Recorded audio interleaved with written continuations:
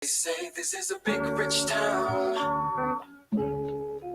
I just come from the poet's part. It all begins again.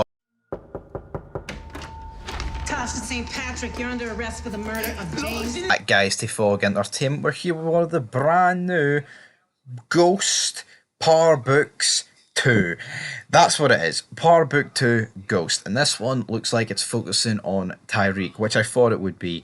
And here, immediate thoughts on this show. I'm liking it. There's some things I don't like, but the main thing I do like, it feels like a direct sequel to the original Power show. And I was kind of worried about when shows do like sequels and prequels, if it feels connected. This immediately feels connected. You know, you've got Tyreek, you've got Tasha, you've got Sax, you've got Mac. Hell, you've even that wee weirdo for the Democratic Party in here. But you know what? We're introduced to a lot more characters. I will get used to the names eventually.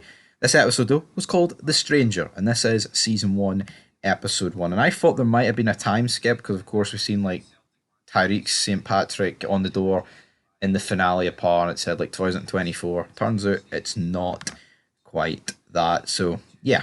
Also, Tommy, not in this show, but his name does get name dropped. And there could be some serious ramifications for Tommy. But we kick off this show, we've got Tasha being escorted, so immediately it's like, right, yes, we're feeling the same, but she's getting run down by this guard's like, yeah, you didn't do this. And we're introduced to Tyreek again, reintroduced, sorry, and essentially we've got like the court hearing here for Tasha and the lawyer, who of course we knew her from the original Power. She was like the head of the district attorney of Sax, Angela, back in season 5. We've seen her in season 6. She is now representing Tasha. She gets her down to like 4 years on probation, but because Tasha lied a few times, Tasha fires her. And a ridiculous decision here for Tasha. I mean, they literally managed to convince everyone that like they actually managed to convince everyone that it was like self-defense and that Tasha was going to be killed next if she didn't stop Ghost. And like she's lied here, but now going forward, it's like, right, we've got to pin this murder on someone else, and I'll get to that a wee bit later on, but surely all credibility goes out the window when you've said you've tried to kill when you've tried to kill him and you did kill him, and now you're trying to blame it on someone else.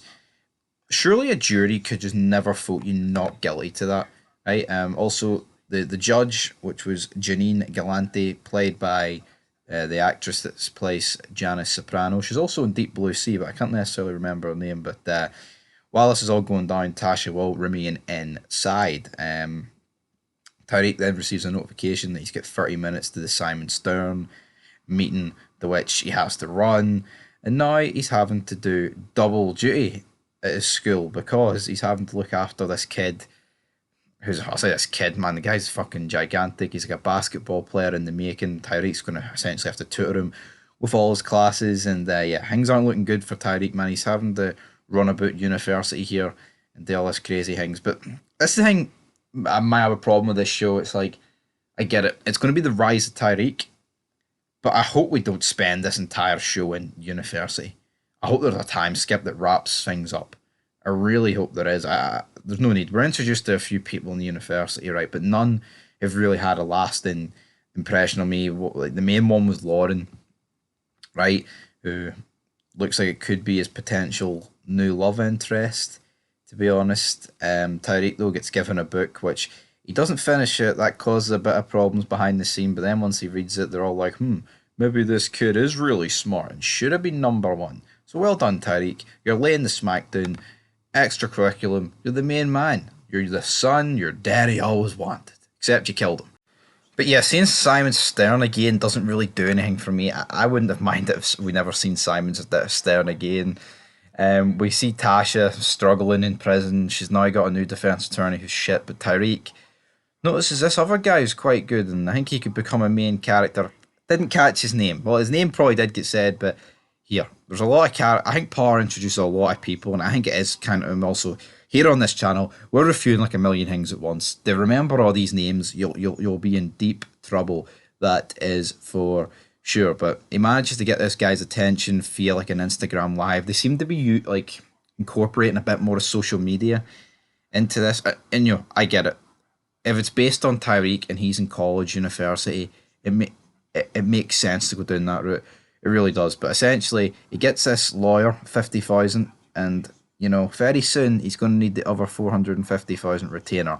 And how's Tariq going to get that? Well, it's moving some drugs, like he always did, like he's good at, like Kanan taught him to be. So he's going to have to do this. But look, he's just going down the same road.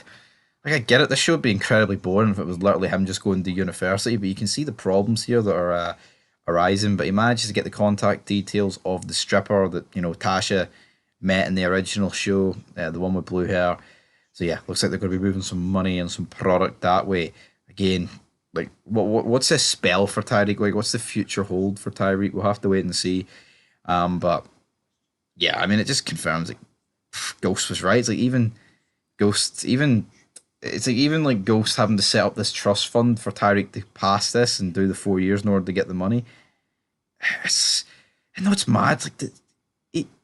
It's weird. Like, he's literally killed his father, and like Tyreek's showing like no proper remorse about it.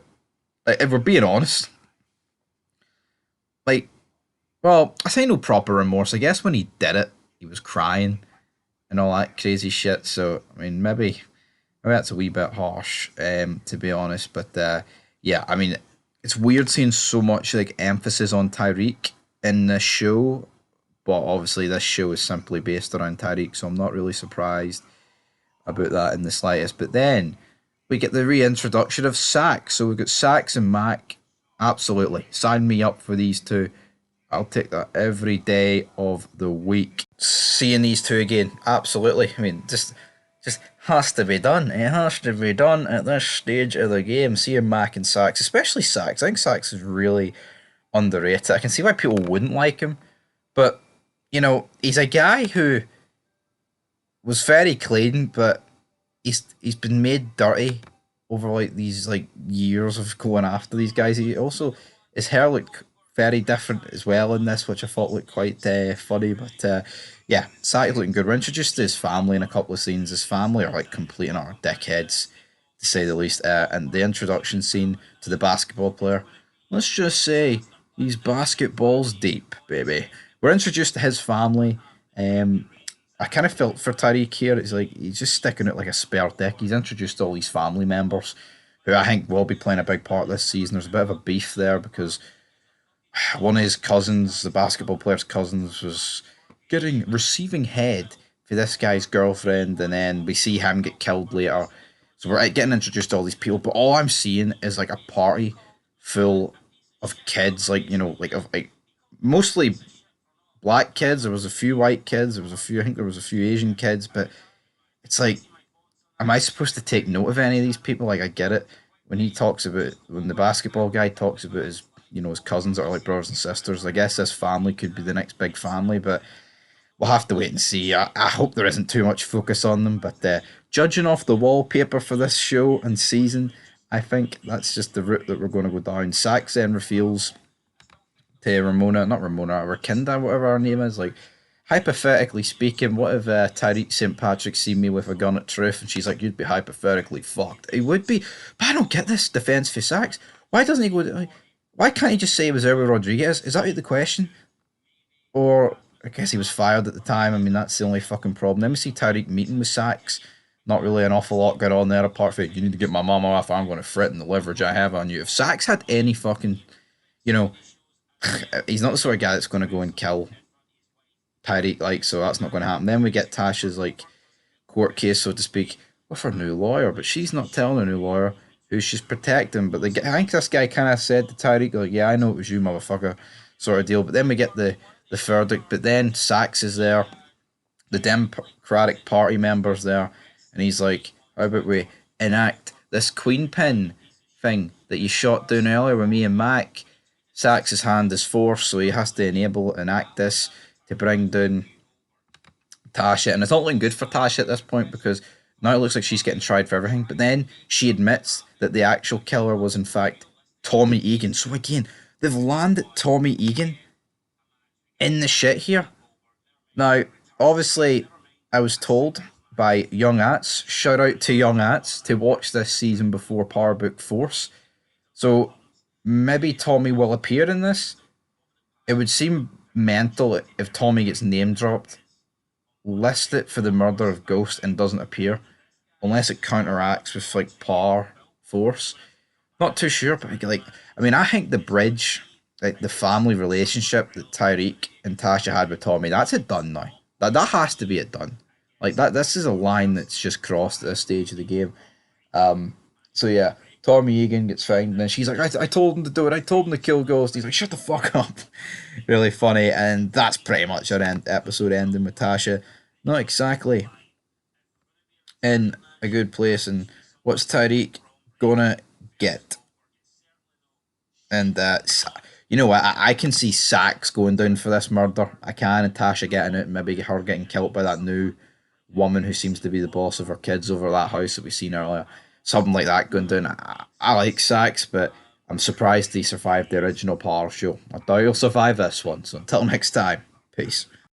Sorry though, it's no peace. It is in fact episode rating time. I will give this episode a 6 out of 10. I thought it was a pretty decent introduction to a new show, but come on, Pa. I need a wee bit more. Exceeding Expectations is the latest episode title of Power Book Ghost 2. And this is episode 2, so let's get into it and let's not talk about it. And what I like about this is the direct aftermath of the original show. But I think once this show gets a few seasons down the line and the further and further you get away from the aftermath of the original show, I think it could lose its sparkle a bit. As for this episode, I actually like this episode. We did kick off. Tasha is under a lot of threat here. It's not looking good for her. You know, even with the new attorney that's been appointed, he looks like he's going to be an attempt at main character. He's going to get him pushed. He is on the wallpaper for the show, so I'm expecting big things for him. Can he get her off? I'm not too sure about that. Will Tom Egan go down for the murder of Ghost? We'll have to wait and see, but we see Tyreek, he's going to some classes, he's late though, and he's getting buried, and we've just got constant back and forth in the classroom, you know, swearing. It's like, I know it's college, like, but like, where's the sense of control for this teacher? And it's like one of the students is just like ghetto, and it's like, how are they even at this college reading about books, man? They don't have a clue what they're on about. Tyreek does show a bit of intelligence, but then he gets buried for not reading the book, and he sticks his head down, you know, like most people would when they get buried inside a classroom, because what's he going to do? I mean, he might have a few bodies on his record, you know, in terms of shooting, but could he really have just whipped out a gun and shot the teacher? No, you can't do that in college, so Tyreek just has to know his role and kind of accept where things are going. But he did write the report for Seek on Moby Dick, so again, like, that is a lot of what this series has been so far. It's literally Tyreek's like adventures in college, and we're introduced to a lot of more characters through him. But again, Parr ended with Ghost sending him to college. Well, from the grave, he sent him to college for the grave because, you know, he needed to do 4 years in order to get that estate, the trust fund, whatever we want to call it. But the teachers decide then, you know what, this might be a good idea if we hold like a vigil for Tyreek, or Ghost, but you know, it's essentially for Tyreek. And I just knew at the time that this was going to be an absolute disaster, man. We see Simon Stern kind of scolding Tyreek. He's like, yo, this can't happen. You are not your father. And then he's like, yeah, you know what, you are your father. But we've got the new attorney wanting Tyreek to blast Ghost at the funeral. Simon Stern's kind of wanting him to not even acknowledge Ghost. Meanwhile, we've got Sax under pressure to actually, you know, try Tasha under the kingpin / queenpin stature. So it's not looking good for Tasha in that regard, because I mean, the amount of heat coming down from Mac and this Democratic Party guy is pretty immense. And realistically, Mac got Sax's job back. Mac should be like, me, I got your job back. I'll take it away for you if you don't, you know, deliver on this. But why can't Mac just step up and attempt to get this? I don't know. Sax, though, he's trying to work this case, essentially. He'll only be able to get the job done. I mean, we see a bit more of the two teachers at Tyreek's college. I don't really care for them. You know, they set up the Virgil for Tyreek, which just turned out to be an absolute disaster, to say the least. I mean, he shows up and he's like, what the fuck's this? And he leaves. And that's all before his father's funeral. And you know what? I can't blame him for completely walking away, and he decides to go to a party with his wee buddy, and then, you know, they use their weight, so to speak, to get the cops just to leave them alone, because we're the ones that put the pole in this college, so accept that. Then Uncle Frank appears out of nowhere, played by the same guy that plays Angel Batista in Dexter. Turns out he's out of jail. Obviously, we've got this family meeting. Tyreek's there with Seek, with his family. You know, we've got Kane there. We've got the head honcho, Mama. She's there. And essentially, Frank's like demanding a bit of money, and he's asking these weird sort of questions. And Kane then drives Tyreek home, and Tyreek's like, "Ain't it obvious? Your Uncle Frank's a fucking rat." He's like, "He's what? He's a rat." You know, he's like, these things take a while. You just don't get released from prison. There's hearings and all that stuff. He's obviously made a deal. And then the episode, one of the last scenes of the episode is essentially Kane killing Uncle Frank here. So yeah, Uncle Frank is dead. Again, I like, you know, I don't know the actor's name, but the guy who plays Angel Batista in Dexter, he's a good actor. I mean, from just to get introduced here and be killed off within a couple of minutes, I don't know, it seems like a wasted opportunity, to be honest. We've also got Tasha needing a morning after pill inside prison. Not for her, but for some other inmate. Tariq manages to sort that out. We then get Ghost's funeral, where we're reintroduced to Rashad Tate. Like I said, I've talked about him in a couple of Fury fids. You know, he was supposed to get his own spin-off, apparently, but here he is here, appearing. So, yeah, we've got Tasha being pressurised into doing the speech, but then she's not allowed to do the speech. And then they're like, we've got a man that could do it. Sax acting all smug. Tate could do it. Then Tariq decides to step up. I really like the speech here at the funeral. You know, seeing Ghost getting laid into the ground. We also seen Ghost's uncle make up an appearance and confront Tariq. So, you know, it was a good funeral scene. And for the second season in a row, well, I say the second season in a row, this is a different show, I guess. I mean, it is a spin-off. Episode 2, that's where all the funerals seem to happen in the show, so you can expect that, man. But good speech, from Tyreek. I really did enjoy this. Sax then manages to get the upper hand at the end because he brings Blanca Rodriguez back. So yeah, she's returned to the show. So a lot of people returning. I'm liking this. There was already continuity, but I'm liking the fact they're bringing so many recurring characters back. It is seriously feeling like the same show, but when it's different, you know, flavour, so to speak. Got a wee bit of herbs on it. But she admits, it's like yes or no questions, and she's like, yes, Tasha knew about that. Yes, Tasha knew about that. And then as Sax leaves after getting the upper hand on the attorney, she's like, Sax is a dirty motherfucker. Like, why does she want Tasha St. Patrick to get off with this murder? Like, I get it. It's kind of dirty what Sax is doing with the Democratic Party, right? To take Tasha to court and, you know, distance Ghost for all that stuff and bring heat to the party. But this entire family is corrupt, man. They all know. It's this Rodriguez, man. She needs to hold her L and just accept this and do it. The episode ends with the Puerto Rican cop guy visiting the head honcho mama, and she's like, "Get me all the information you can on Tariq St. Patrick," and that's where it ends. You know, it's another decent episode. It's like another 6 out of 10 for me. I like the fact we've seen a few returning characters, but that's all it's going to get. Exceeding expectations. The expectations are probably whereabouts where they are. You know, we're missing Ghosty in here anymore. Tommy's not in the show, and there's a lot of other characters that aren't here, so I think the show is desperately missing like Tommy and Ghost. But here, that's the point of a spin-off. You get other people's point of views and all that crazy stuff. But anyway, guys, 6 out of 10. Till next time, peace. As Triple H would say, it's time to play the game. Welcome back to episode 3 of season 1 of Power Book Ghost 2.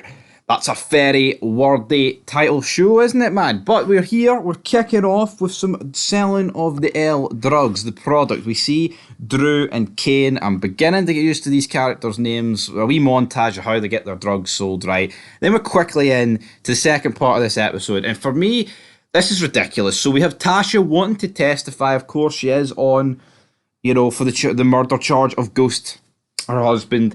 And essentially what the attorney has set up here is like a mock court session where he's paid off the judge, he's paid off the jury, and also the defense attorney, right? Where this is all under oath, where none of these people can comment on this. And essentially what this is, she keeps to get these attempts in order to get her story correct. And for me, that doesn't even make any sense. Is it actually a legal thing where someone can do these mock attempts in court in order to get the story right? Obviously, our attorney here, or her attorney, is trying to do this to make sure that she gets her story together so it doesn't all come crashing down on the big day. Whatever episode that is, I'm not too sure. But to me, this just seems ridiculous. It wasn't just one day of court, it was 2 days of it. And it's like, what? Is this actually a thing? Now, considering how much emphasis and how much this show has actually shown in court, and there's so much detail go into like these district attorneys and court cases, I'm willing to bet they haven't just plucked this out their arse, but this to me just seems dodgy. I get it, right? Whether you're not guilty or guilty, these court cases, you have to stick to your story. You have to get it right to win over the jury. But to actually have these mock attempts at winning over the jury, whether or not they've signed an agreement never to speak of it, just seems ridiculous. And it just seems crazy that this actually exists. Like, is this judge... I don't even think they explained it well. Is this the same judge that's going to be on the actual hearing? Or is this just some other guy's paid off? Because even if it's some other guy's paid off, man, it's a bit ridiculous that this is even going down. But that pretty much wraps up the Tasha scenes until the end of this episode. I mean, it's just her going over her story again and again. Then obviously she's getting grilled numerous times. And the attorney's like, she might crumble at this. But you know what? We're going to go after Sachs. They view Sachs as the weak point, and obviously him being the defence. In this case, will he come crashing down alongside them? You never know. He might. But then we go to Tyreek, and we get a lot of emphasis on his college work this episode, and I just, you know what? College is for fucking losers. You heard it here first. Like, he actually brings up some good points in his assignment here. Like, it's about, what's that guy's name? Socrates, right? Him. Greek mythology, all that crazy stuff, right? What he brings up is not what the tutor wants them to think about. He wants them to write about something else. So essentially what college, school, it's all the same shite. They want you to write what the teacher thinks in order to get the mark, but what Tyreek has went for is what he truly thinks, and because of that, it looked like he was going to fail.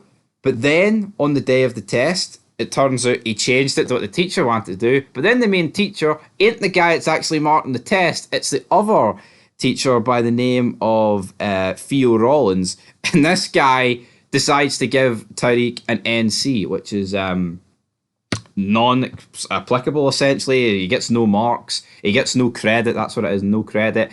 And then Tariq's like, well, why the hell didn't you give me any marks? He's like, you actually like me for doing this shit? And he's like, nah, what you said in the classroom is what I wanted you to write about.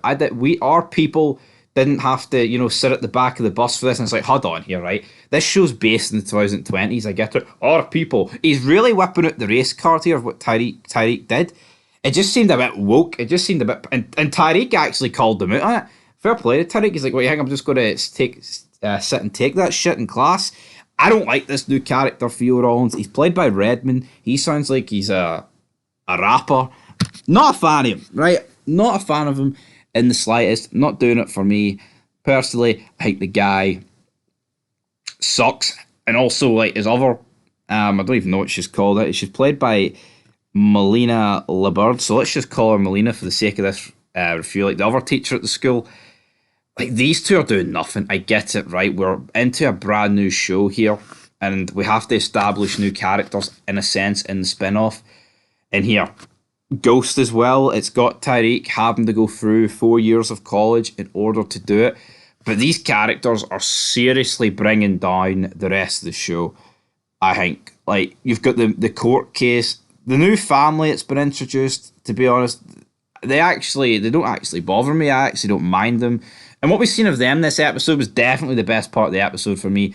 We've got Brushandra, and essentially what it is, one of the sellers on the street is bragging. They're showing off on Instagram Live, or was it TikTok? It doesn't really matter. It's some form of social media. Hell, it could have been the Big X, Triple H, with his wee title in here. Maybe he's bringing a wee bit of DX to this episode, but Drew gets sent. He's the youngest son. She didn't want to send Drew. She wanted to send Kane. Obviously, Kane's a wee bit more explosive. We'll get them to listen. But the daddy who's in jail, he sent Drew. He wants Drew to learn because he thinks Drew can lead the organisation one day. Drew's got the smarts, but he doesn't have the brawn, so to speak. And when he goes, he kind of lets the guy walk over on top of him. He's like, oh, you're doing a good job. My mother's put the word out. And then he's like, but you need to reel back on these social media things you're doing, the live streams. And then once he says that, the guy kind of loses it. He goes ballistic. He's like, you don't fucking tell me what we do. All right. Did Lorenzo, the top man, expect this to happen, or did he expect something else to happen? I'm not too sure, to be perfectly honest, right?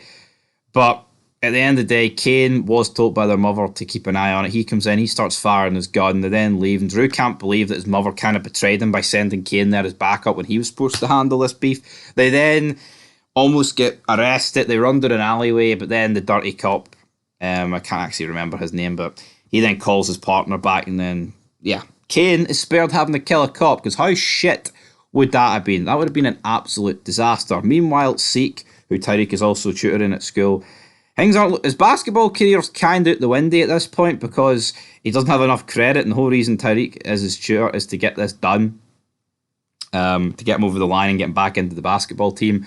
But that doesn't exactly happen because the next game he misses because he doesn't have enough credit. But then at the press conference, he's like, "Yeah, you know what though? I'll be back for the next game. See that white boy? I'm going to be the one hitting 3-pointers." But then his head coach is like, "What the? Why is he saying this? Why is he saying this? He's not going to be back for the next game. He's talking shit. He's not happy." That pretty much wraps Seek up until the end, where Tariq kind of forced him into meeting with his auntie. What's her name? Yep, Prashandra again. And it looks like Tyreek is now going to be moving some weight for Prashandra, which we've seen Tyreek do. He's moved a decent amount of weight. How much is he going to sell? How much money is he going to make? Because, of course, he's got to make money to pay the lawyer and the attorney and all that good stuff for Tasha's case. And then at the end of the episode, we see Prashandra phone her husband in jail, Lorenzo. Then, obviously, he's the one that got all the stuff to Tasha last episode. He phones her and he's like, "Yeah, Tyreek's working for us now, but if he fucks up, we'll kill him. So you've got to stick together as well, so to speak." And we also have the teacher guy that I don't really like. What's his name? Where is his name? Theo Rollins. He sleeps with one of his students, and his ex-partner, the other teacher who we've talked about, Milena, whatever. She hears it. What they do not care. The college, the school stuff, it ain't doing it for me. I get it. Tariq's got to go to school, right? But I'm kind of glad he's made this arrangement with this Prashandra character. But what I'm looking forward to the most is this Tasha court case. Is she going to go to jail for this murder of Ghost? She's kind of landed Tommy in it by saying, "Well, I'm the one that told him to kill Ghost." Now, is Tommy going to be in this show? One can only assume he's going to be in this show because he's got to have to sort of clear his name before the other spin-off begins. Now, obviously, I've been told the order the order of the spin-offs is you watch this season 1, then you watch Power Book 4 season 1 after it. So I'm going to assume Tommy must be in the back end of this season. He must get his name clear, and then that's when he goes to Chicago to create his own spin-off and hang out with Tommy Flanagan. Oh yeah, carry weight. But for me, this episode, I'm going to get a 5. I thought, the gangster shit was good, so to speak, but the school stuff was really fucking dragging, man. The cringe stuff about fucking race. It's like, really? It's 2020, 2024, whatever. Whenever this season 1 was set, I believe it was 2020, just before the pandemic hit. Like, that guy whipping out that card to Tyreek, and then he just, like, Tyreek, who's also black, by the way, kind of just shuts him down. I was like, Tyreek's kind of growing on me here. I know he's killed some of the better characters in this show, but that was a decently comeback from him. But anyway, I'm going to give this 5 out of 10. Time to play the game. Kind of stuttered and, botched this episode in terms of playing the game. It's like when your disc, got wee marks on it and it kind of buffers a wee bit. But we got there in the end. I thought the ending was alright. Set the next episode up to be hopefully good. But until then, peace. The Young Prince of Bel-Air. Welcome back, guys, to Power Book 2, Episode 4. This one is titled Prince. And we kick off where we left off last episode. We have Monique telling Tyreek the rules of the game. You get your money on time. It has to be cash. All that good stuff. You're never late with your money, right? I believe I actually called her by her wrong name, right? But when I typed in the cast yesterday on Google, the picture was linked up to the wrong name. So yeah, Monique is the leader of this family, so to speak. And then Tyreek is trying to meet with Simon Stern. But then we meet this young guy who is now, married to Simon Stern. It's like, okay. So essentially what happens here is, you're going to give me cash, big man. No wire transfers, and we're not going to tell Stern about it. And he's like, but I am a Stern. And then later in the episode, Tyreek actually needs a bit of money. He needs cash, but he also needs it through a bank account to make it legit to the lawyer. So therefore, yeah, this gets changed. And the 5% fee here, at the start of the episode, goes up to 15. Brilliant. Tasha then rings Tyreek. She's obviously fearing for him. "Oh, don't you sell those drugs, man. You're going to get murdered." Then it's revealed at college that there's this new course going down. You can win a spot to go to Washington. And if you do it, instead of finishing your college course in 4 years, you could magically finish it in 3. Everyone's like, oh, why would you want to finish it in 4 or 3 when you could do 4? Because maybe some people just don't like college. I hate it. I hate college. It's pish. And this show is doing nothing to bolster it's doing everything, sorry, to bolster my opinion on that, man. It's reinforcing it like fucking bulletproof glass. Lauren then like wants to put herself forward. And then, you know, the sex pest teacher guy essentially is kind of funny here because his ex thinks that Lauren is the student he was banging the other day, but it's not. And then those two and Tyreek agree to go to dinner at Lauren's house. I wonder how that's going to go. Kay and his mum, Monique, then go meet with the gang that's, you know, doing the wee Instagram lives. And then he calls her a Buddha. And then Kane batters him. So yeah, it looks like this new gang's been put in their place. Pretty brutal for Kane, but I actually quite enjoyed this scene. We then get a montage of Hayden and Tyreek, you know, getting their drugs essentially here and how they're doing it.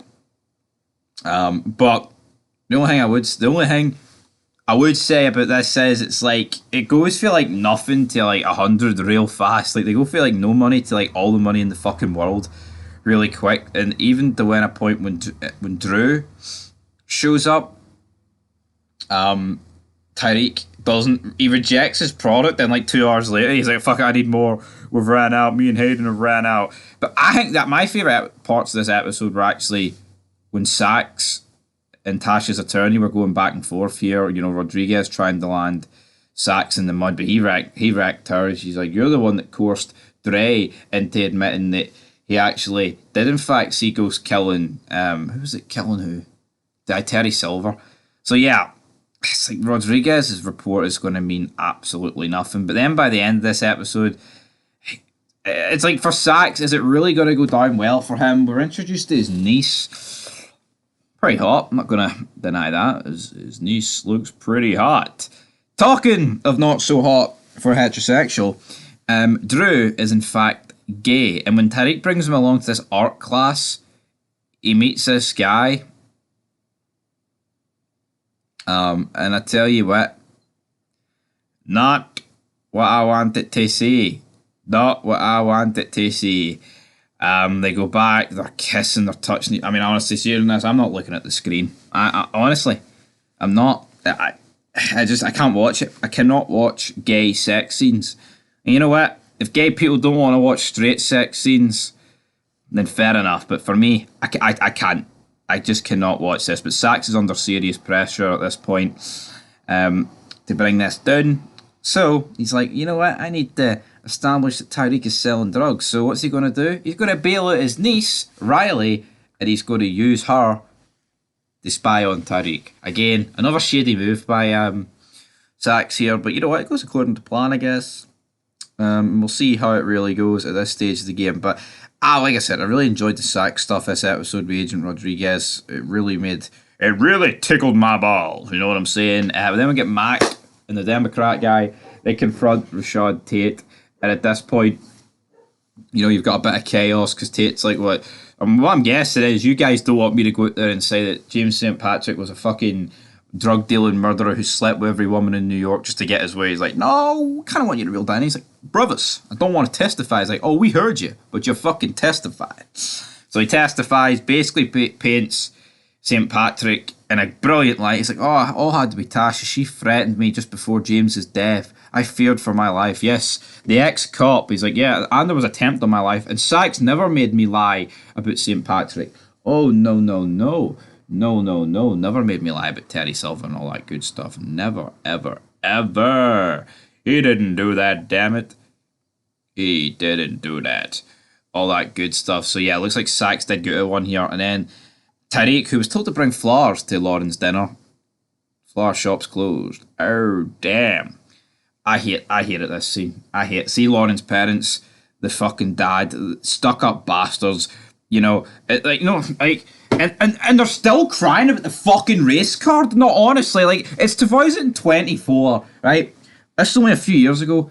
If you're still crying about the fucking race card in the 2020s, you need your head looked at. I'm sorry, it's just, no, it's not an excuse. If this show was set, like, in the fucking 60s, 70s, and I could maybe accept the 80s to a degree, It needs to be dropped. It needs to be dropped, man. And like, it wasn't too extreme, but the best thing about this was like the two teachers arguing, but it was fucking petty.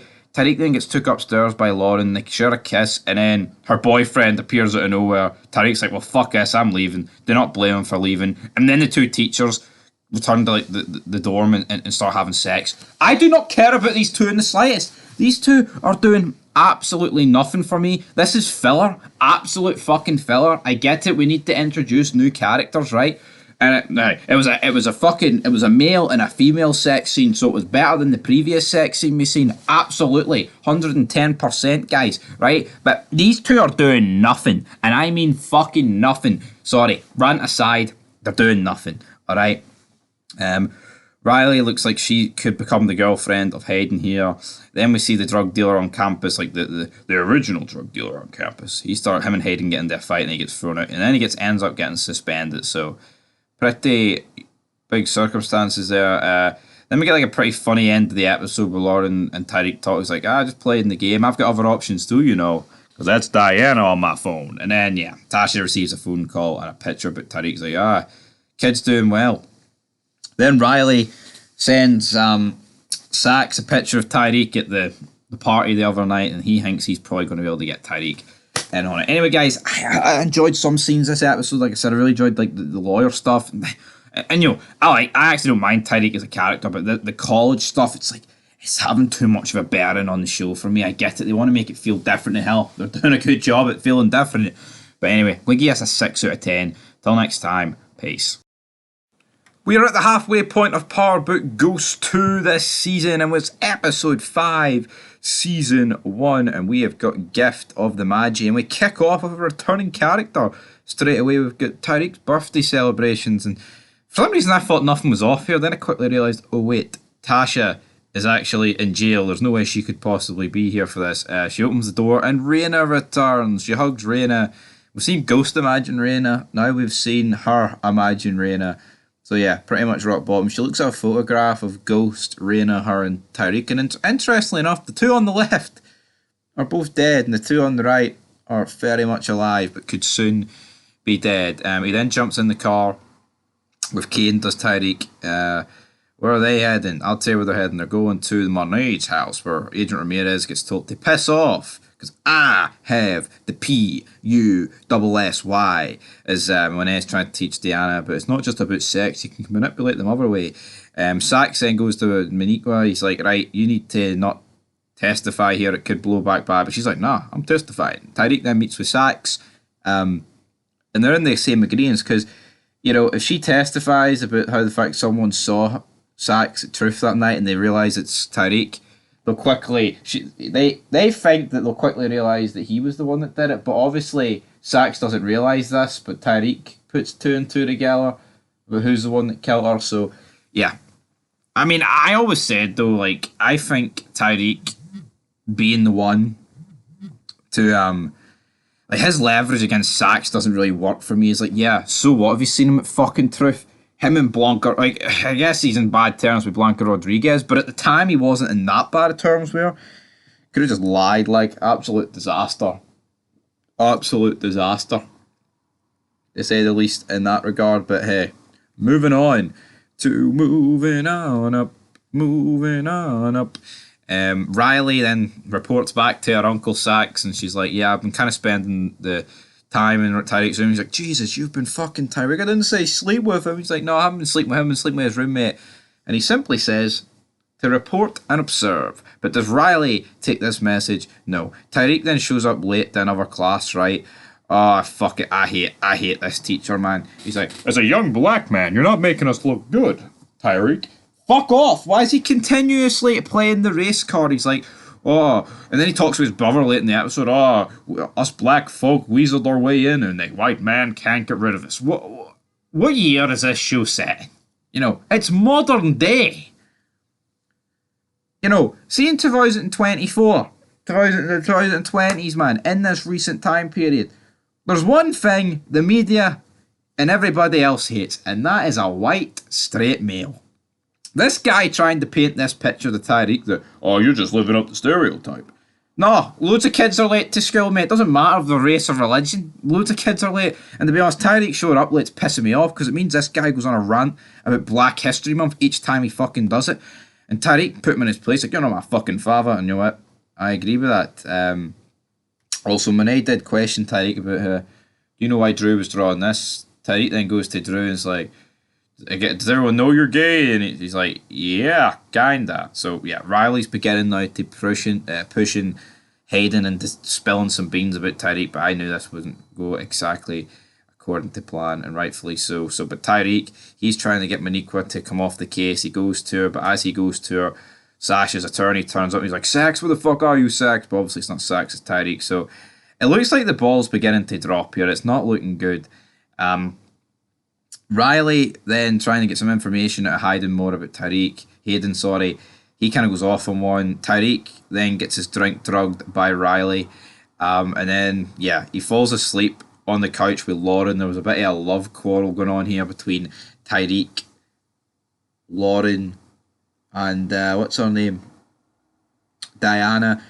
I mean, if we're being honest, Lauren's clear over Diana every day of the week, but some people just simply aren't seeing that. We see Drew and Seek turn up. Seek's wearing a wee nightcap that I have. Looking pretty badass there, Seek, aren't you? Drew then takes it bad that the guy tried to have sex with, completely rejects him in front of this open place, and then he goes outside. Then we see this like cringy scene where he's like, "It's everyone knows you're gay, man. It's okay." It's like, well, it's like, so what? My sister knows you're gay. Yeah, but the guy doesn't want to be affectionate towards you in public because he must be questioning his sexuality. And it's almost like Drew can't fucking see that. And yeah, you know what? Young At, she did say enjoy the Angela sex scenes because in the spin-offs, it's going to get a bit gay. And it did definitely get gay this episode. Riley then goes into Tyreek's room after he passes out due to the drugs, takes his phone to share it, the location with her, tells Sax about it, she starts crying. Sax then follows him to like a graveyard and basically records him admitting that he's the one that killed Ghost. Now he doesn't like openly admit it, but he's like, I had to do it. You know, I had to protect mom, sort of thing. And it's got like Sax has got this on tape, right? Like obviously this is Tyreek's show and this is his spin-off. I'm gonna fucking love to see how they're gonna get weasel their way out of this one. The St. Patrick's, because yeah, Tash has been in jail for like a few months at this point, but no one's doing serious time. Like I think Tasha might just end up taking the rap for this overall. I think it would be weird if she almost got out. Seek then goes and meets with one of the teachers and decides to bang them. So yeah, how's that looking for you, buddy? How is that looking for you? Tyreek then tells the truth to Hayden. Well, a bit of the truth. And then Hayden's brother starts taking drugs. He starts stealing their stash. Obviously, Monet saying that, so I could see Hayden's brother getting killed here, and that might pull a bit of a rift between Hayden and Tyreek, and he could eventually go to the cops. But yeah, looks like Tyreek's passed all of Monet's tests. The attorney then turns up at Sax's door, and they basically come to the agreement of, all right, we'll get Tash off of this murder. Then they shake hands, but we'll testify. We'll bring Tyreek St. Patrick down, and this time he's going to be tied as an adult, and it's not looking good. So, you know, like these two have agreed to bring down Tyreek, but realistically, is Tyreek going to get brought down? I wouldn't bank on it. This episode was alright, but, you know, the constant reminders of we're black and we were getting shafted by white people not too long ago. I mean, come on, can we reel it in? Can we reel it in a wee bit? But anyway, I'm going to give this episode a 6 out of 10. 2-Bit is well and truly alive in the latest episode of Power Book 2 Ghost Good vs. Evil, Season 1, Episode 6. Yes, that is a mouthful, but we see the return of him this episode, and I was looking forward to it. Damn right, we kick off the episode. We've got Sax and the big man discussing how this court's going to go. Pretty funny dynamics. They're talking about the jurors. We then get this montage about how they're picking like the perfect jury to get Sasha off, and then as soon as Sasha's off, we're going to arrest that little punk, Tyreek. But obviously, they don't really care too much about Tyreek. Tyreek's then in school. Not much really going on here. I mean, the school scenes were not doing it for me this episode, but I feel like the beginning of the episode, they didn't really last that long. to be honest. And that's what I liked about this. And then we get a montage of Sax going to 2-bit, and then the attorney going to 2-bit. Sax manages to weasel a deal to get 2-bit pretty much released as he testifies against Sasha, but because he signed this thing, and then in the actual court case with Tasha, sorry, he doesn't actually, he denies everything, but then he like implicates that he knew Tyreek and how Tyreek was involved with the wrong sort of people, and Tasha, as this is going on, kinda like looks at it like, maybe that could be bad, because Davis told her that 2-bit didn't know Tyreek, but I mean, you think she would catch on here, and also the fact that they're using Blanca Rodriguez here as well. Well, Davis says things are not going according to plan. Kane, meanwhile, is kind of freaking out the fact that Tyreek has been jobbing out lately. So he's like, you know what, I'm going to pay Tyreek a visit. Even though Tyreek's not really doing much, Kane and Diana then have to go in Monet. Essentially what this is, right, they need to learn the ropes of the business. Things are too easy for you kids. You just get your money and stroll about like you've got money. But the problem is with Tyreek, though, Kane thinks that she's sleeping, that his sister's sleeping with Tyreek, when in reality it's his brother's actually gay. But does Kane know his brother's gay? I don't think he does know his brother's gay, which could be a bit of a problem later on for Drew. But yeah, as him and Diana are like sorting the drugs out, his boyfriend keeps ringing him, and then he goes over. We get a gay sex scene that I'm just not a fan of. I mean, honestly, if we're going to get any of these scenes, what about Tyreek? He's dating, he's messing around with free girls at the minute. What, we can't get anything with him? But it has to be the gay sex scene, damn it. Good versus evil. And all I'm seeing right now is pretty evil. Sax tells Riley to back off and pretty much says to her that you have to split up with Braden, but obviously she didn't. I don't want to split up with Braden. Kane then shows up as Braden's confronting his brother Trace about stealing his drugs, and then Braden tries to like lap this off as like, you're Kane, aren't you? Yeah, me and Tyreek are doing this, and obviously Kane does not like the fact that his name is in Tyreek's mouth, and these kids up at this school know about him. So Kane takes these two, and in pretty funny scenes, like he forced them into being corner boys. Now Braden actually works and manages to sell everything off, but Trace is freaking out. He's like, this is like Die Hard 3, man.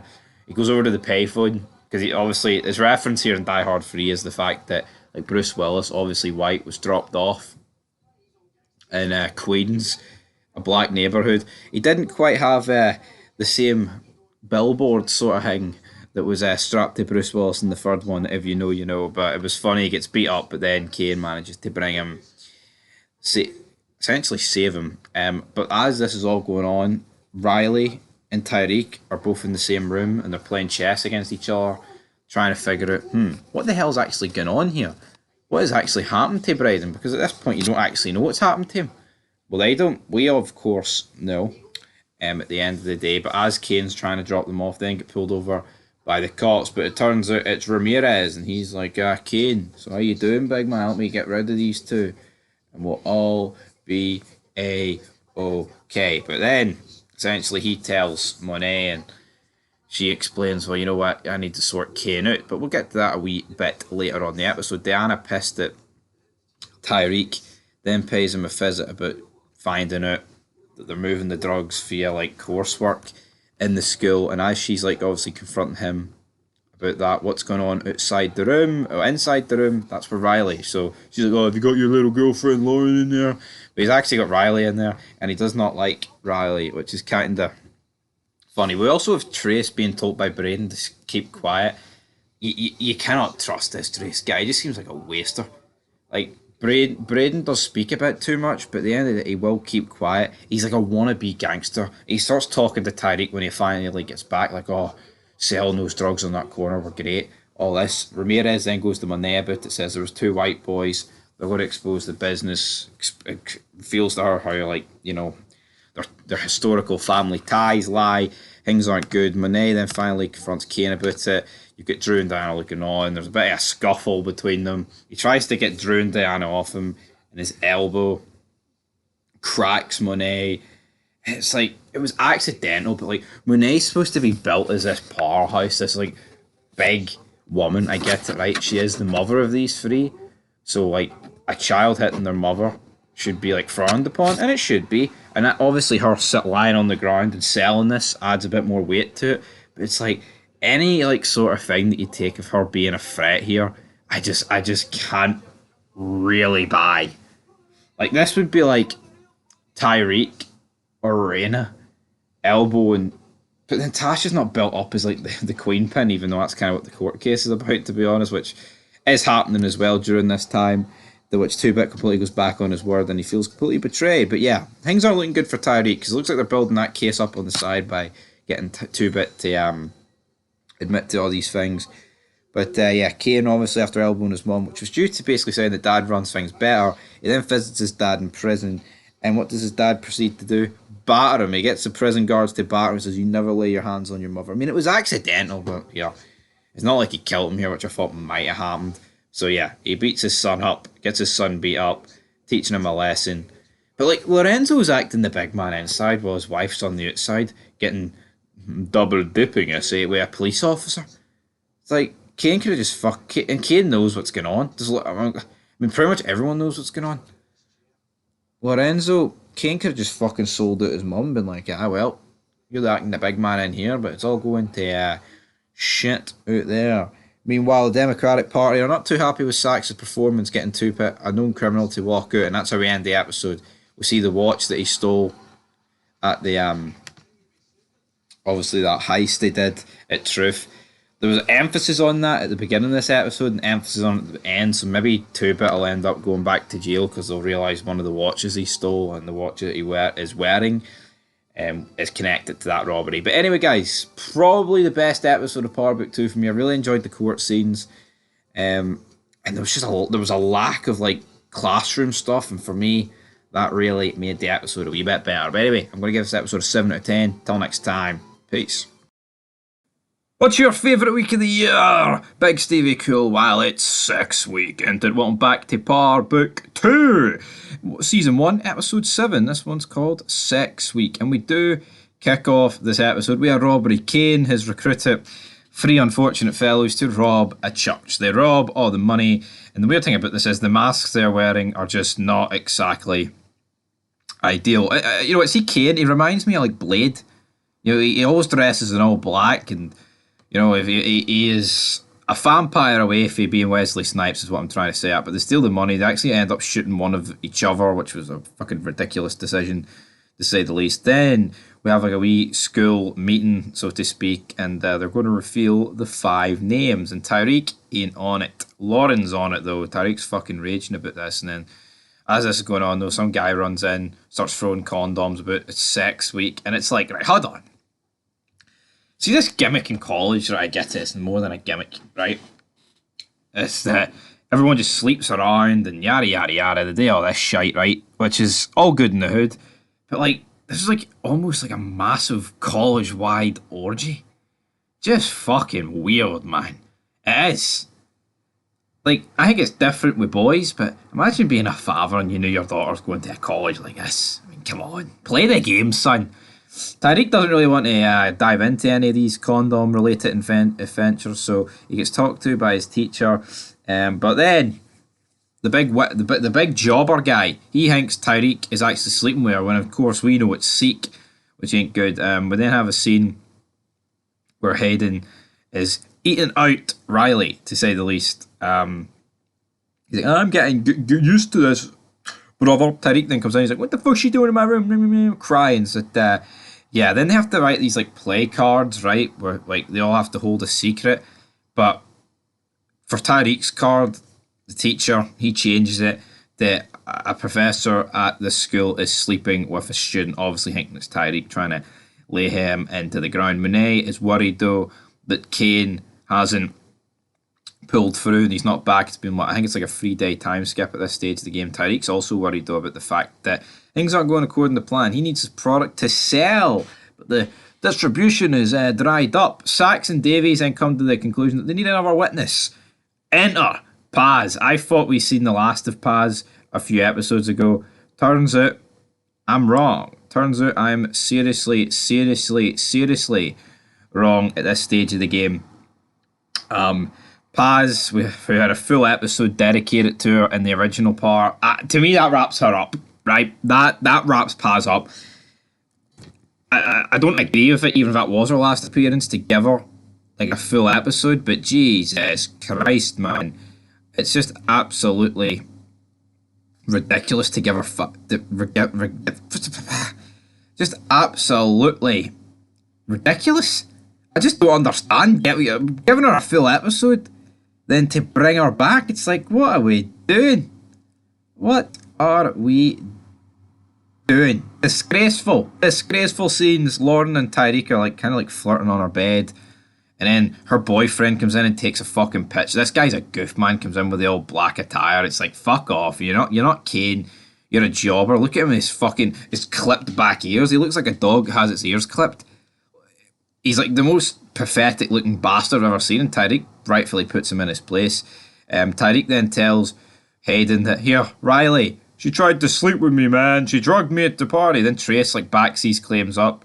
And then Tyreek's given another wee homework assignment here to write a story about a loved one, maybe a love interest that he's got right now, and he obviously thinks he's going to write about the female teacher. I need to really learn these two names, but I do not know their fucking names. The teachers do not really interest me, but obviously this guy's just using Tyreek for his book. I hope this guy gets killed, man.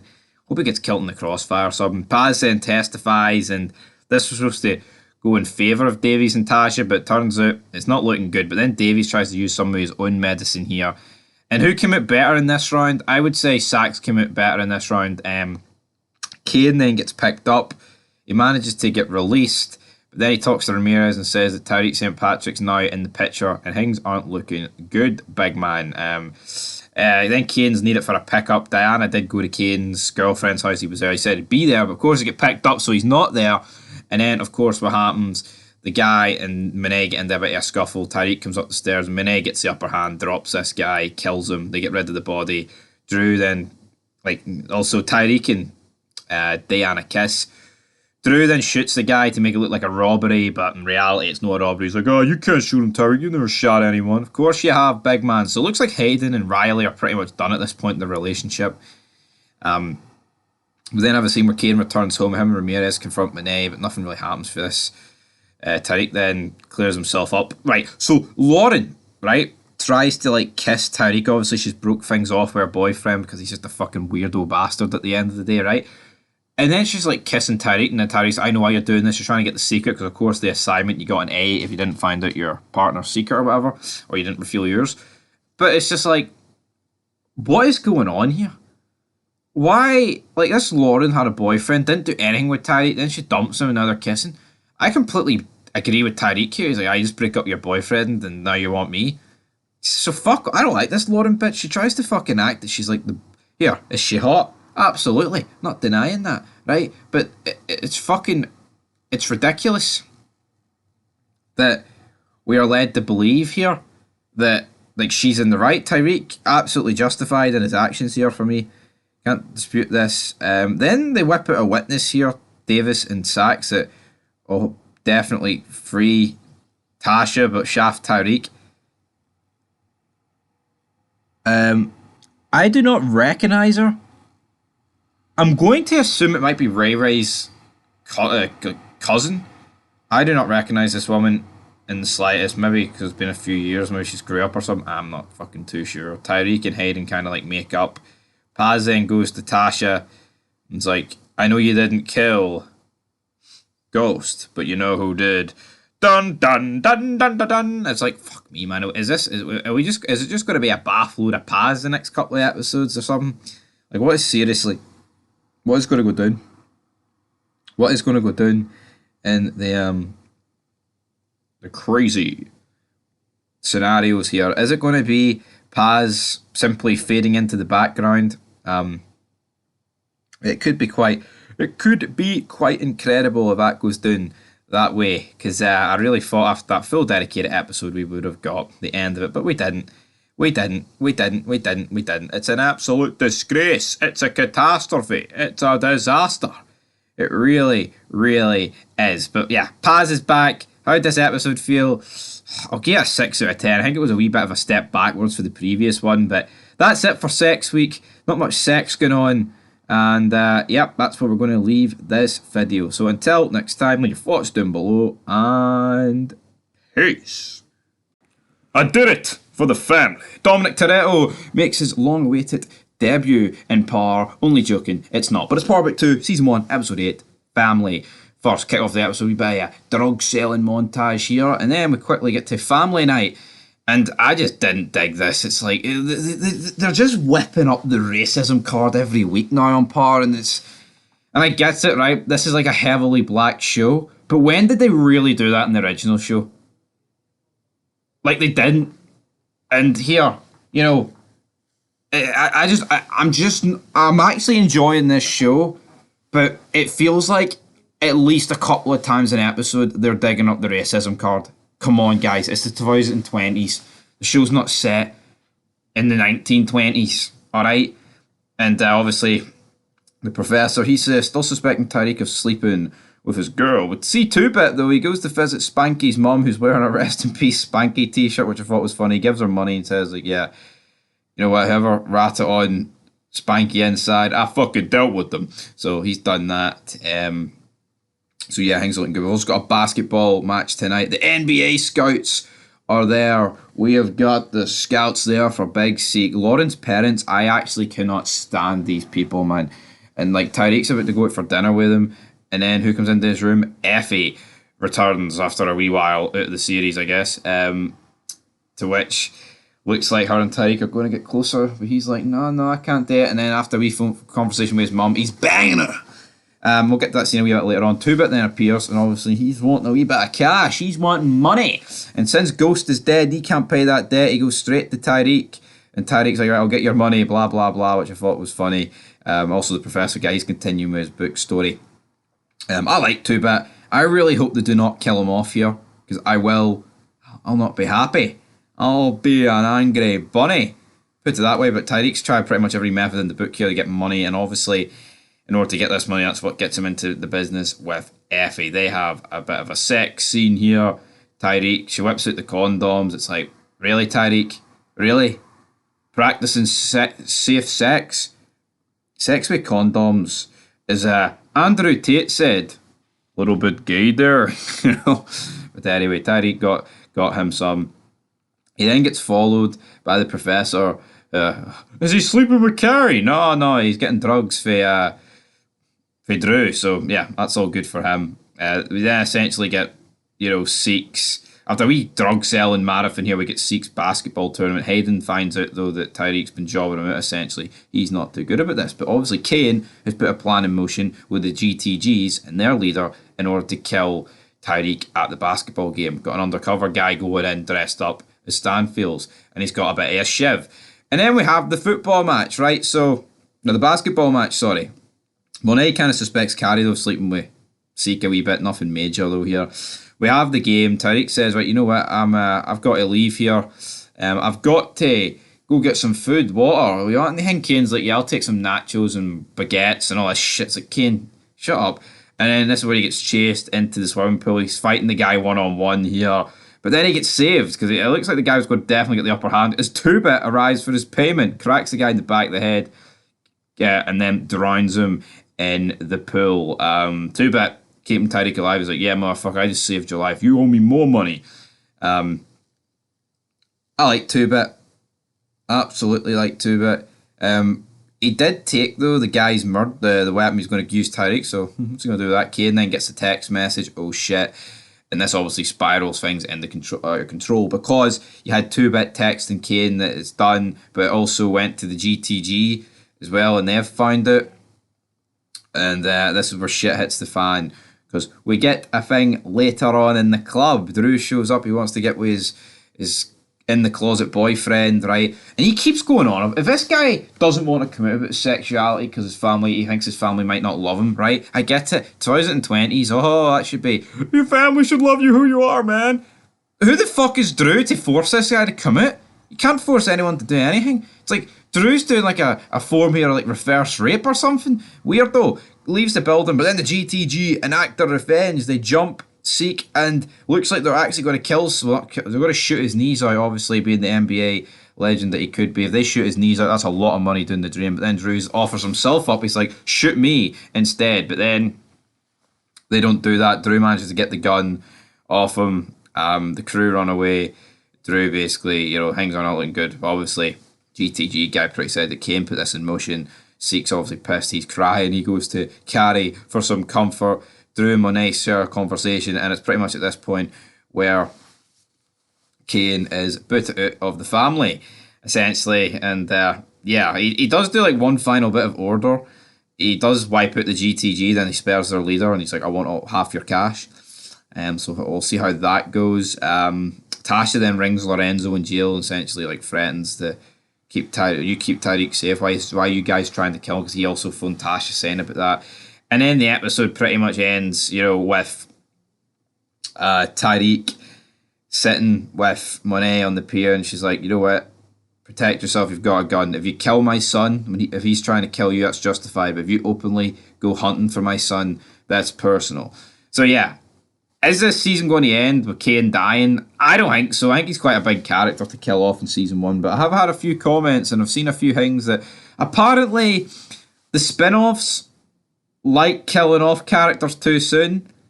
And the way it's going for Kane, I could definitely see him get killed off. But I hope he doesn't. He is quite a good character at the end of the day, but that's what's going to do it, guys, here for Family First. What am I going to give this episode of 10? I'm going to get another 7 out of 10.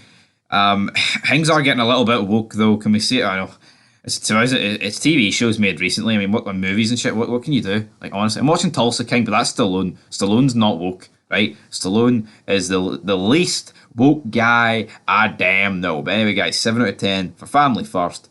Definitely one of the better episodes of the season. But until next time, peace.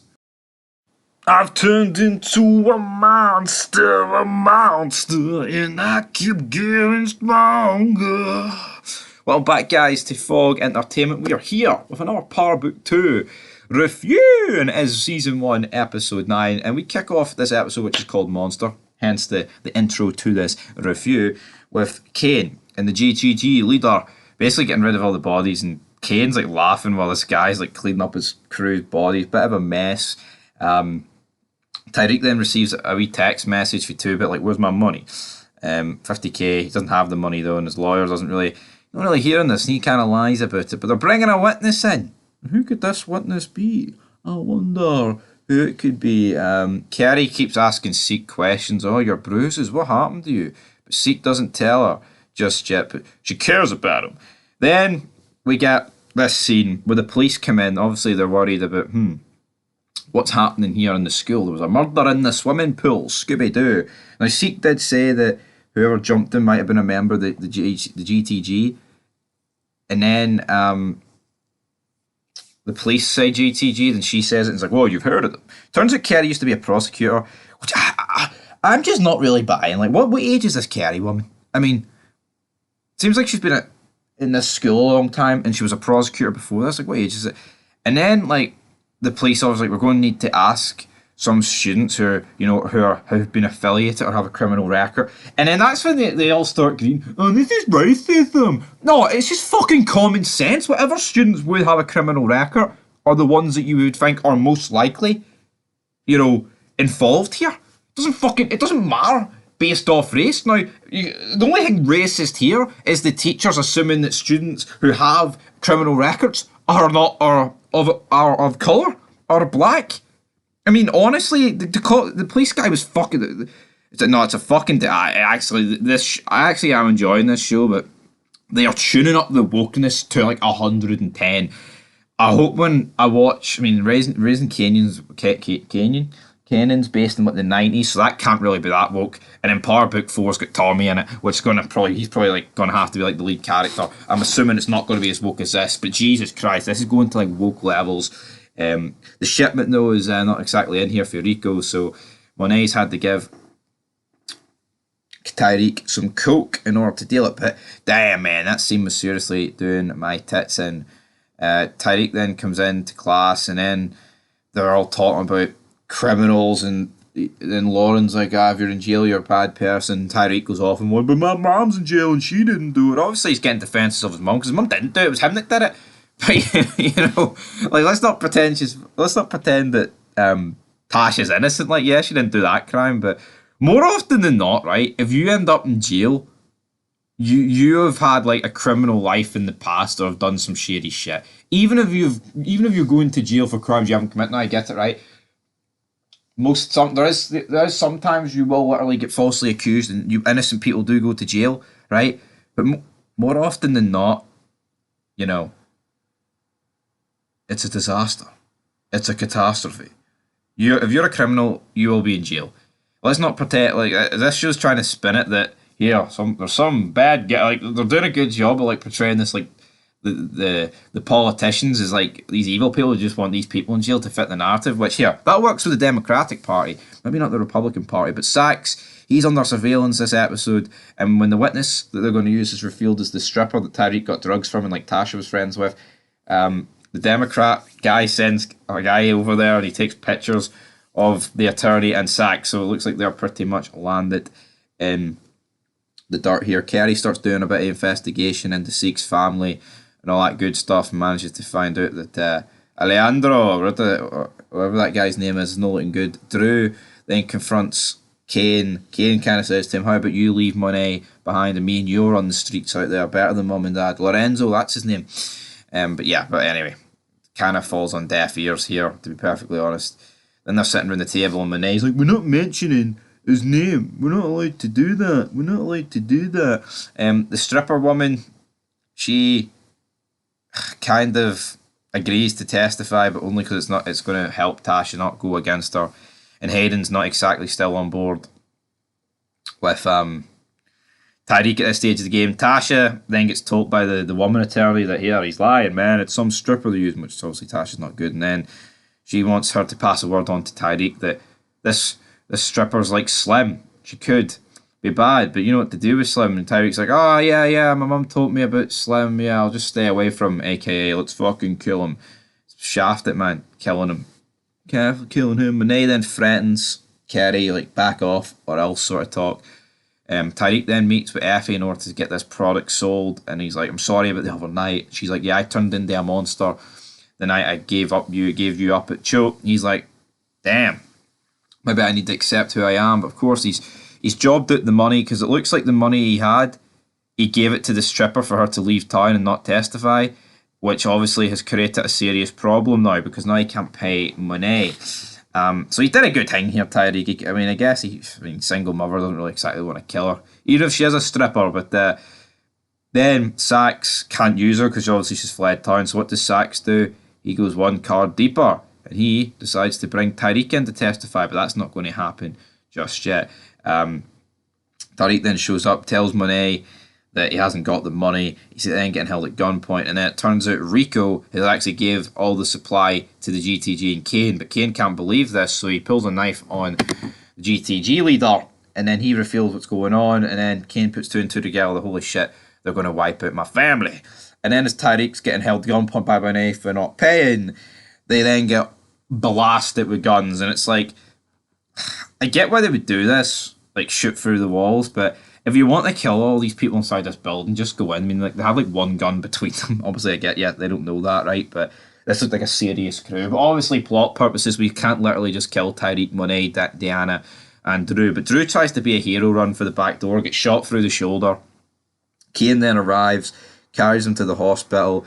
Looks like Drew's going to live, but he might be like in a coma or a hospital for a few episodes or something, potentially.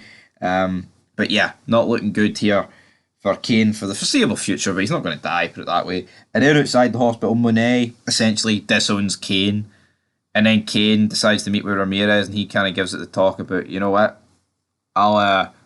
this is you done, man, this is you done. And then Kane starts beating up Ramirez, pulls the gun, he's like, you kill me, this is the final straw for Monet. Kane's like, fuck that bitch, shoots him, this agent is dead. Tyreek then obviously needs an attorney, goes to Tabika, and he gives her $1, so she's officially his lawyer now, and he actually admits to her that he's the one that killed Ghost, so it's like, damn. Sets up the finale good. Will Tyreek go to prison? I'm actually going to say yes, but I think it'll fall through. Maybe we'll see a time skip. I'm not too sure. Be interested to see what's going to happen with 2, but I mean, that would protect them from all those characters. But anyway, guys, leave your thoughts down below. Give us episode 7 out of 10, and peace.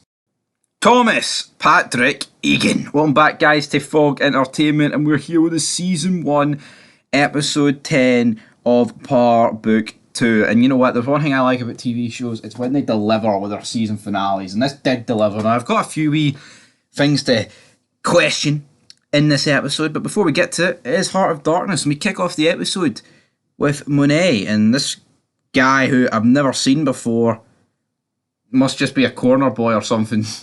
Pretty big boy, though. They meet Rico, and then Monet just kills Rico, and it's like, right, that's sending retaliation there, obviously, after what happened to Drew. I didn't think she'd let that pass, but, you know, Rico's been a wee bit creepy. Kills him, 3 shots. We then see Kane, he's getting rid of Ramirez's bodies, touch cinder blocks too, but then he takes his badge and his gun, and it didn't make any sense at the time. It makes sense later, but not because Kane thought this through, you know, definitely not. Tariq then drew up at school. Turns out, though, all the classes are off due to the investigation. So they're investigating into these kids, and the gay basketball player kind of drops everyone in and is like, but I'm drunk. I was drunk, it doesn't matter, man. It doesn't matter. So yeah, looks like not much has happened here. Seek's then worried. He's talking to Carrie, sorry, about this. She's like, it's alright, no one's really on to you as long as we keep quiet about it, but Seek's freaking out. And the Barry, he's trying to get more into like Tyreek here, and he questions him, essentially calls him a drug dealer, which like straight to his face, which is mad. So, but then he talks about like the book he's writing, and obviously that kind of prompts Tyreek, might have to do something later on this episode. But Kane meets with Drew. Drew's alright, he's going to live, so there's no real issue there. But then we get to court, and the court case comes crumbling down because Tyreek essentially buries Sack, says, you're the one that drugged me, you're the one that was there the night my father was killed at Truth. And essentially, the trial gets a mistrial if Tasha St. Patrick agrees to rat on Tommy. And Tommy was the one behind the Empire, and holy fuck, she has. And I can't believe this, and I was like, this must force Tommy to return it. It has to. But we don't see Tommy yet. Tasha then admits to all this. Looks like Sax is going to get fired, so it's not looking good for him, but these were pretty funny scenes. He gets you lost to fucking Jason Derulo over here, which I thought was a pretty good line. So yeah, pretty much a disaster for Sax, but Sasha then gets released, has to speak to the press type. But what's the future hold for Tasha at this stage of the game? What does it hold? I'm not too sure. Riley confronts Hayden, says, your friend Tyreek, he's not been truthful about his daddy passing away. Hayden will ever find out Tyreek killed his dad? I guess not the biggest thing. Tyreek then finds out Physique pretty much everything that's been doing the past couple of episodes, like, you know, the whole threatening at the basketball game. Tyreek then talks to Diana about this. Tyreek then leaves. Hayden kind of gives him a hustle down, but nothing mental here. Are these two done? No, because they did a wee clappy hand, shaking the manoeuvre, boom, boom, boom, boom, boom, boom, boom, boom, boom. Tyreek's loving life. Then Monet is at the place that just gets shot up. Tasha then visits her, says, right, I'll buy Tariq out his contract because we're going away. We're running away because we blame Tommy Egan. And it's like, how can the two main protagonists of this show be ratting on Tommy Egan, who was the main one of the main protagonists from the original show? And it's like, am I really supposed to root for Tasha? No, she's a fucking snitch.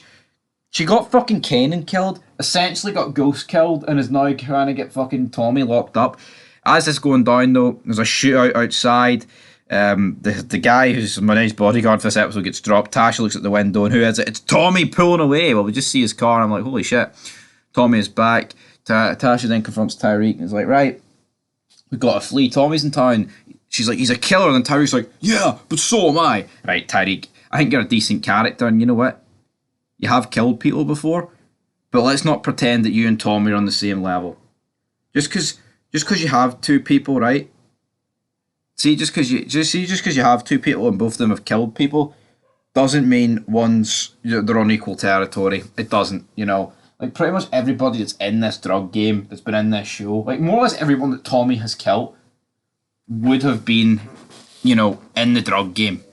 But the reality is, guys, we have to move on, and I think to this point, the pacing of this episode was fine, but literally all of a sudden it goes from like 0 to 100 because we see Diana not Diana, sorry. We see Monet meet with Lorenzo, basically laying down the law, and then she kind of goes into Kane and threatens him and then finds out he killed Ramirez. And then all of a sudden, right, we get many men wish death upon me and I'm gonna take your life away. Many men.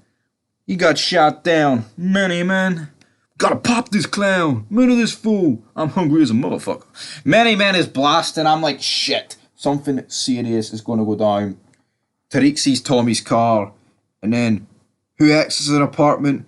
Tommy Egan. Tommy has returned to our screens, guys. And he was paying a visit to Cash. Him and Tariq then share a meeting. Tommy says, well, you know what? I made a promise to your old man that I wouldn't kill you, but Tash is mine. And then, like, Tariq says, right, I've got a plan that works for all of us, right? And I think all this was very, like, rushed. What happens next? Maybe not this part, but it's like, I get it. It's his uncle Tommy. But he's threatening to kill your mother, and you're just going to let him get away with it. Like, even though Tash has done wrong, right? And I think Tommy killing her is definitely warranted. Like, Tyreek is on Team Tasha. He's not split, or he's not on Team Tommy. So it makes really no sense why he wouldn't kill Tommy here. But Tommy's back, and it also made me think, like, where has Tommy been? As soon as he gets a sniff that he's been ratted on, he's back in New York, fucking shooting up buildings. It's almost a wee bit unbelievable. Like, where has this guy been? Yeah, we could say that he's been laying low. And then the master plan here. I didn't really think what the master plan was here exactly. But right, then things go from Sachs fucking this woman, right? He then gets a phone call that Tommy Egan's back in town. We then cut to the next scene, which is Tasha and Sachs in a car, then being chased by Tommy Egan. Then the police chase Tommy Egan. Tasha and Sachs then chase after them. Tommy Egan gets a wee bit in front of the cops, hits a petrol station, and then crashes at his car, blows up. I'm thinking, what in the name of fuck has happened here, right? And then it turns out it was all a ruse. Tommy Egan is not dead. But then I'm thinking, right, they're clearly going to realise here that Tommy has not just killed himself and is clearly still alive. But then it's explained over the phone that Tommy actually ripped out his molars, right? Now, initially I thought this was a joke. Obviously, if they find trace of his body there, right, it is, you know, like, they'll find teeth and they'll be like, holy fuck, yeah, he had to have died here, right? But to me, it's almost like so unbelievable. Like, it exploded, and it's like, you're going to go in like an hour later, there'd be more than just fucking teeth. What was blood? What about other bits of DNA? I think just putting his teeth there's a bit ridiculous, to be honest. But here, anyway, at least they actually put a bit of his body there. But anyway, the fact he's ripped them fucking out, but we didn't even get to see that. And anyway, Tariq then meets with the teacher, and then Kane comes out of nowhere and shoots the teacher, trying to get to Tariq, and then Tariq basically gives this sob story about, well, you know what? How about we frame Agent Ramirez? That's his gun, and we'll frame him for this. And then Tariq just drops the teacher, Dakari, or whatever the hell this guy's name is. I'm so glad this guy died. You're trying to turn my story into a fucking book. Looks like Davis is giving Sachs a job, even though Sachs has been fired, so things are looking good. Tariq then meets with Tasha at Raina's grave. The FBI turn up, take Tasha to protective custody. Damn, and Tommy turns up at the same time. He tried to shoot Tasha, but then obviously FBI turned up, and then he confronts Tariq. He's like, I'm going to get that bitch, and there's nothing you can do about it, Tariq. And he's like, yeah, there is. I've just put her in protective custody. He's like, nothing's going to stop me. Then pulls the gun on Tariq, and then who pulls the gun on Tommy? Monet. And then to like Tommy's disbelief, he's like, who the fuck has got the balls to do that to me? And it's like, I ain't got no fucking balls.